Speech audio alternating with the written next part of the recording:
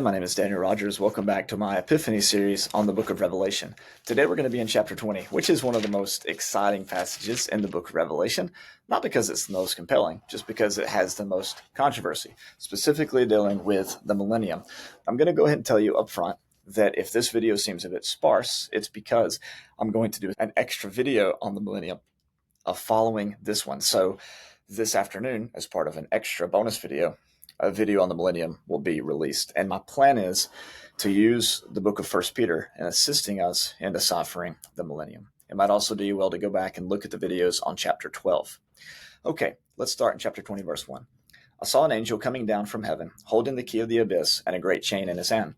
And he laid hold of the dragon, the serpent of old, who is the devil and Satan, and bound him for 1,000 years. And he threw him into the abyss and shut it and sealed it over him so that he would not deceive the nations any longer until the 1,000 years were completed. After these things, he must be released for a short time. So this angel has the key to the abyss into which the devil is going to be thrown. We might keep in mind a few passages that are possibly linked to this one. One of those might be 2 Peter chapter 2, and the other would be Jude.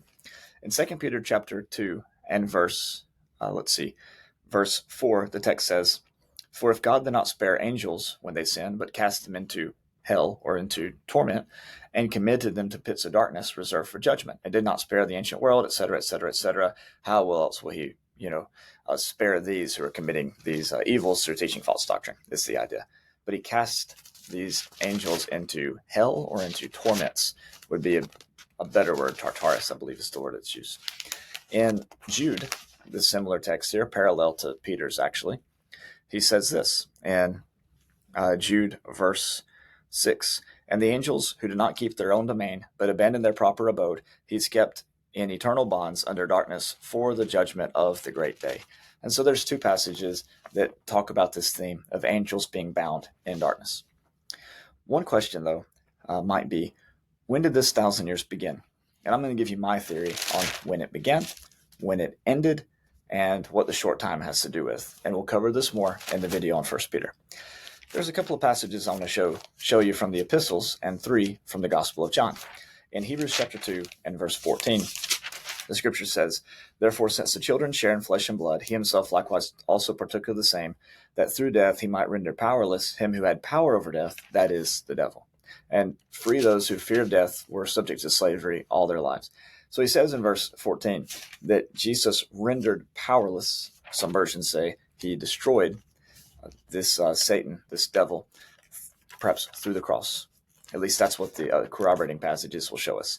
In Colossians 2, verse 15, the text talking about the cross at the end of verse 14 says, "When he had disarmed the rulers and authorities, he made a public display over them, having triumphed over them through him." So God triumphed over the rulers and the authorities through the power of Jesus' cross. There's 3 passages also that I'd like to show you. One of them is from John 12, the other is from John 14, and the other is from John 16. The text in John 12 is found in verse 31. He says, "Now judgment is upon this world.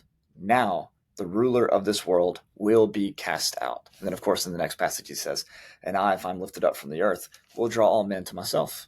In verse 32. So John 12:31, he says, the time has come. The ruler of the world is about to be cast out. Judgment is here.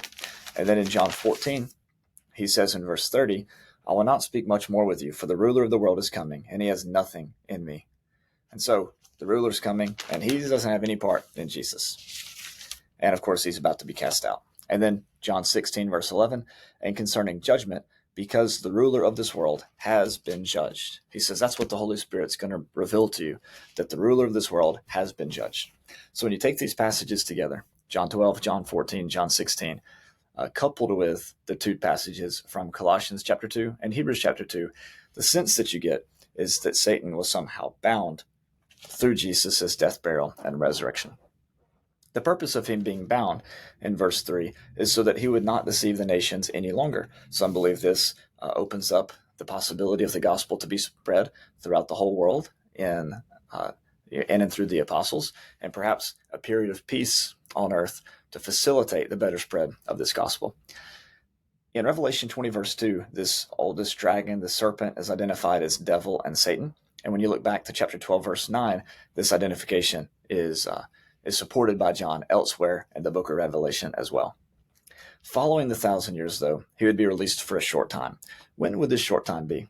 Well, it's interesting that in the book of Revelation, we have an answer for this.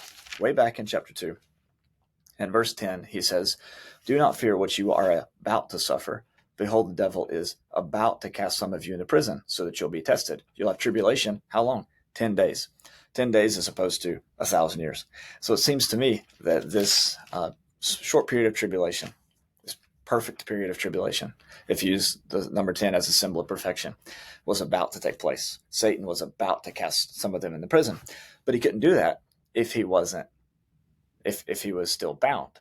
And so the idea must be that Satan was bound for 1,000 years, so to speak, a symbolic number, from Jesus's death and resurrection up until a time shortly following the writing of the book of Revelation. That about to must shortly come to pass. The quickly was getting ready to happen. And so the 1,000 years symbolically was ready to come to an end. Then there would be a short time of tribulation, and then you have the judgment. And so this seems to be the pattern, even within the book of Revelation. Again, we'll look more at 1 Peter to see how Peter might help us understand this even a little more. He says in verse 4, "Then I saw thrones, and they sat on them, and judgment was given to them. And I saw the souls of those who had been beheaded because of their testimony of Jesus and because of the word of God, and those who had not worshipped the beast or his image, and had not received the mark on their forehead and on their hand. And they came to life." So they're resurrected. They came to life, and they reigned with Jesus for 1,000 years. They reigned with Christ, I should say, for 1,000 years. When you look at verse 5, this is defined as the first resurrection. Now, we might compare this to John chapter 5, 24 through 29, which talks about the hour is coming and now is, when those who hear the voice of the Son of God, they will hear and live, that being the first resurrection. And then you have the second resurrection being the resurrection that would take place at the last hour, after the 1,000 years, after the short time, during the time of judgment. And so John 5, 24 to 29 is a good text for this, which we'll look at in our supplemental video covering the connections between John and the second half of the book of Revelation, as far as best as I can do it, at least. So they came to life, and they reigned with Christ for 1,000 years. Obviously, whenever people were listening to Jesus and believe him early in his ministry, nobody was beheaded. Again, this is apocalyptic literature. This is meant to be hyperbolic and fantastic. Imagine Revelation as a cohesive play from beginning to end, and the text will make more sense. You'll feel less pressure to find one-to-one explanations for everything. He says in verse 5, "The rest of the dead," so the rest of humanity, "did not come to life until the 1,000 years were completed." Now here we have the answer to a question we've been asking for a long time. How do we go from 144,000 who are worshiping Jesus to a vast multitude of people from all the nations? This rest is mentioned a couple different times throughout the book. One is in Revelation chapter 9 and verse 20 and 21. The rest of mankind, well, they did not repent. You see that in 19, chapter 20. In chapter 11, however, after they see the two witnesses, we see there that the rest were terrified and gave glory to the God of heaven. So something happens. Well, what's happened is we've had a resurrection that's taken place. Something has happened to transform the rest of mankind who had the mark of the beast from following the beast to following the Lamb. Something has happened. And so what's going on here, of course, is resurrection. But they wouldn't receive the resurrection until the 1,000 years was completed, as you see in verse 5. So the rest of the dead did not come to life until the 1,000 years were completed. You might put that part of your passage in parentheses. This, that is, the saints, the beheaded saints in verse 4, they were part of the first resurrection. Verse 6, which means there's a second resurrection, right? Verse 6, they're the first fruits, in other words. Verse 6 says, "Blessed and holy is the one who has a part in the first resurrection. Over these, the second death has no power." So there's nothing that can separate them from the love of God. "But they will be priests of God and of Christ, and will reign with him for 1,000 years." Now, what's interesting is John is subtly, I believe, referring to his own audience as being these saints who are reigning with Christ for 1,000 years. If you go back to Revelation chapter 1 and verse 6, he says, he's made us to be a kingdom and priests. And so the kingdom of priests that we see in Revelation chapter 20 is John's audience. They're part of that number who were the first to believe, I think is what he's identifying with, as that. Now, they hadn't been beheaded, but perhaps the idea is something different. Maybe their carnal mind has been cut off. Maybe they've just suffered loss for the sake of Christ. Whatever, however you want to define that. The point is, they're a kingdom of priests, just like the group in chapter 20. And they're reigning with Christ during this transition period, during this interim period between the cross and the parousia. Okay, verse 7. When the 1,000 years are completed, Satan will be released from his prison. Now, look at what's happening here. We are kind of skipping around a little bit, right?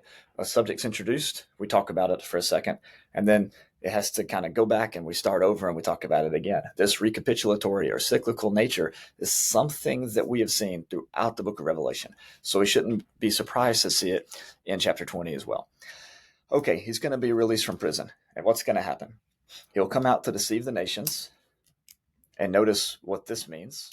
He says he comes out to deceive the nations and to gather them for war. Notice how those two images are connected. Deception and war are going together. This is what you see, again, throughout the book. Those who pick up the sword die by the sword. Those who go into war may be saying, we're going out there for God's glory. We're going out there for whatever, when really it brings about the opposite of what God envisions for the world, which is where swords are turned into plowshares and spears are turned into pruning hooks. Okay, he says that he's going out to deceive the nations, which are in the four corners of the earth. Then he calls them Gog and Magog. Now, this is an imagery taken from Ezekiel chapter 38 and 39. And I want to bring out some of that imagery here in a little bit. He says that these individuals who are coming out are numbered like the sand of the seashore. Now, where do you recognize that from? Is that not from Abraham in reference to Abraham's descendants? So something about these nations who are deceived is going to end up somehow being connected to the fulfillment of the promises made to Abraham. This is really interesting. I mean, kind of mind-boggling in a way. So let's see what happens. So they come up on the broad plain of the earth and surround the camp and the saints of the beloved city. And fire came down from heaven and devoured them. That's not a pretty pleasant picture, is it? You might think of the fire coming down out of heaven and devouring them as sort of what James and John had hoped for the Samaritan villages in Luke chapter 9, right? Where Jesus said, you don't know what spirit you're of. But notice that they surround the camp of the saints and the beloved city. It's fascinating.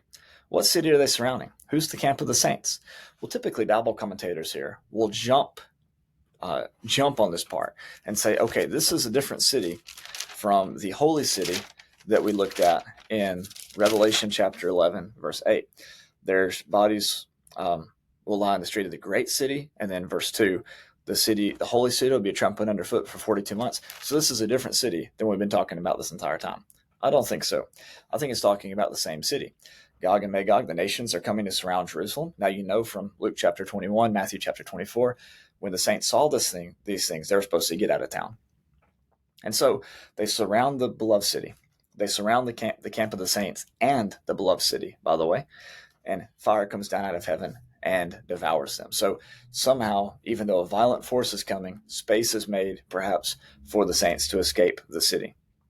But I think that there's something else going on here, something metaphorical going on here. Despite Satan's best attempt to destroy the church, God had already made a way to protect them. And this is symbolically seen in the nations being devoured here as they come up to destroy the holy city. Now, obviously, in history, the city was destroyed. Rome was victorious, and Rome marched on and was fairly powerful for a few more years before going further and further into disarray. But the imagery here is the same imagery of Daniel chapter 2. Despite the nation's best attempts at strength and valor and all the rest, it's the stone who's cut out of the mountain without hands that is ultimately strong. Notice that and lasts forever, of course. Notice in this text that Revelation 20 identifies this city that is surrounded to be destroyed as the beloved city. And that's pretty strange considering how horrible this city was described in the previous texts. But keep in mind, as we saw in Revelation chapter 19, the city that was called a harlot somehow spiritually becomes the bride of the Lamb. And we're going to bring these connections out even more clearly as we get into the imagery used in Revelation 21.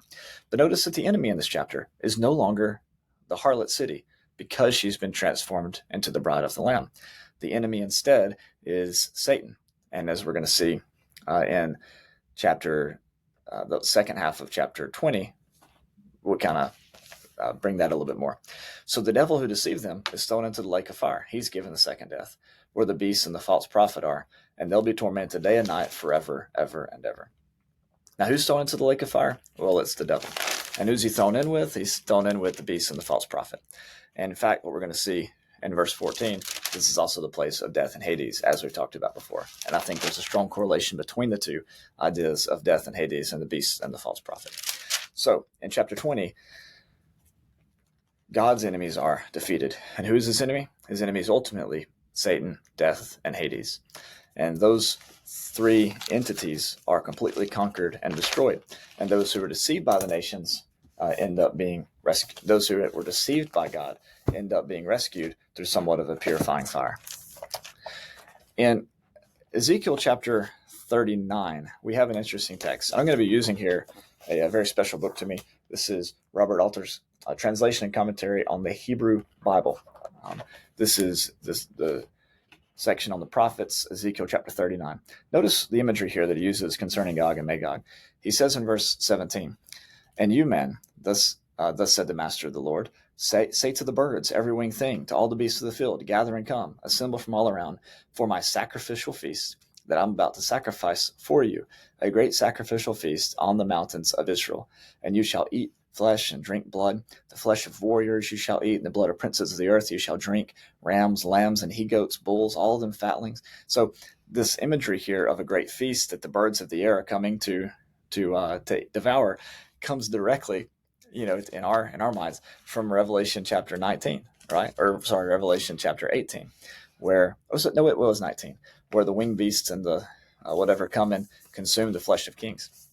And now this imagery is used to describe the marriage supper of the Lamb somehow. Anyways, Ezekiel is talking about the same feast. Here's the effect of this. Listen to verse 22.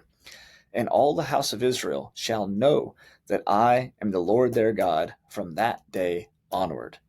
And the nations shall know that for their crime the house of Israel went into exile, because they betrayed me, and I hid my face from them and gave them into the hand of their foes, and they all fell by the sword. According to their defilement, according to their trespasses, I dealt with them and hid my face from them. Therefore, thus says the master of the Lord, now I'll restore the fortunes of Jacob and show mercy to the house of Israel and be zealous for my holy name." And then finally, as he says in verse 26, he says that they'll forget their disgrace and all the betrayal that they committed against me when they dwell secure upon their soul with none to make them tremble, when I lead them back from the peoples and gather them from the lands of their enemies, and I'll be hallowed through them before the eyes of many nations. We'll see that in chapter 21. "And they shall know that I'm the Lord, when having exiled them among the nations, I gather them in upon their soil and do not leave any of them there anymore. And I'll not hide my face from them anymore, as I've poured out my spirit upon the house of Israel, says the master of the Lord." Well, pouring out his spirit upon them, that's interesting imagery, right? Because that comes from Ezekiel 37. So in Ezekiel 39, the Spirit of the Lord is poured out after the judgment of Gog and Magog in order to bring the people back to the land. In Ezekiel 37, this brings about the resurrection of the house of Israel, especially as you see verses 1 to 14. And so when Gog and Magog are introduced here as coming against the beloved city, pulling this imagery from Ezekiel 38 and 39, what we're anticipating then is a restoration of the beloved city, is a restoration of her to the place of God. And all this imagery of the marriage supper of the Lamb and the feast of the birds and everything else is also foreshadowing the restoration of Jerusalem. Even though Jerusalem is being outwardly destroyed, here we have no continuing city, but we seek the one to come. She is also being transformed and saved into a new kind of bride. One other thing about this, and Alter makes this comment in his commentary on Ezekiel 38.